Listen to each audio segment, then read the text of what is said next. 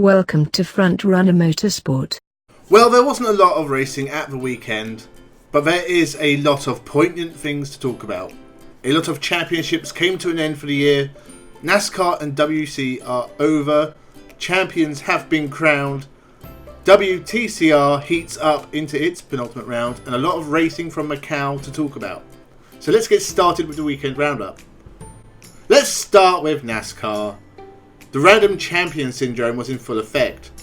Qualifying was cancelled due to poor weather, so the four playoff contenders were 1, 2, 3, 4 on the grid. All looked good for Truex, who was my pick, and at the end of stage 1, he was leading. But then the pit crew put the wrong tyres on and he dropped a lap to the leaders. A yellow flag for a spin shortly after helped him get back on the lead lap, but he was put at a massive disadvantage. He still finished second. Hamlin also led at one point, but could not stop race winner and champion Kyle Busch, who wins his second championship. NASCAR is stupid, and I'm glad it's over. Until February. The World Rally Championship ended in flames, literal flames. Australia is on fire, the event was cancelled due to safety concerns. Ott Tanak is champion for Toyota, Hyundai win the Manufacturers' Championship, both for the first time. The touring cars from Macau were surprisingly tame, not a lot of big incidents. The Chinese constructor Cyan dominated. Conspiracy, you ask? I don't know, probably not. Ascona and Lukter got involved, and Vernet also went off at the same time. Marquing Ha also crashed, with Langeveld on lap 6. Championship leader coming into this race, Esteban Guerreri, lost the lead after having to retire from damage. He would bounce back later. Muller won from Michelitz and Prio. Muller brings himself back into the championship fight, and Michelitz took the lead in the standings. Race 2, there was a little contact at the first corner. Coronel and Bernani involved, but everyone seemed to continue. Guerreri got past Erlachey, but lost a place to Kekon. Bernani got tangled again, this time with Tassi off on lap 6.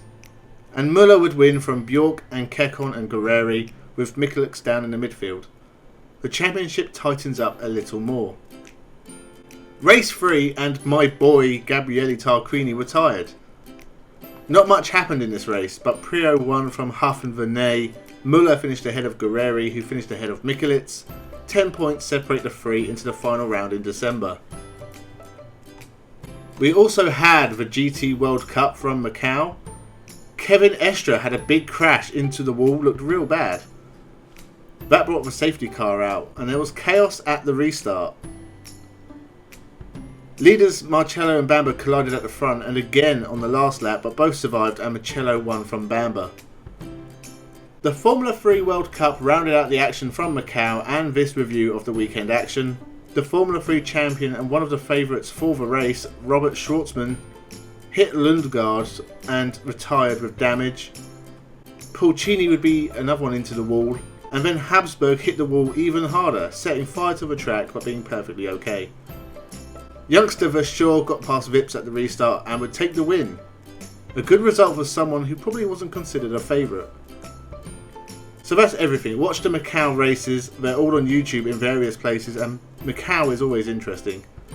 Next week Formula E starts again, so subscribe for my predictions video and I will cover every race that happens. We also have Jaguar I-Pace Trophy races and the final supercars from Australia. Not many series left, so maybe only a couple of weekend roundups for this year. So subscribe, like and comment, and have a good one.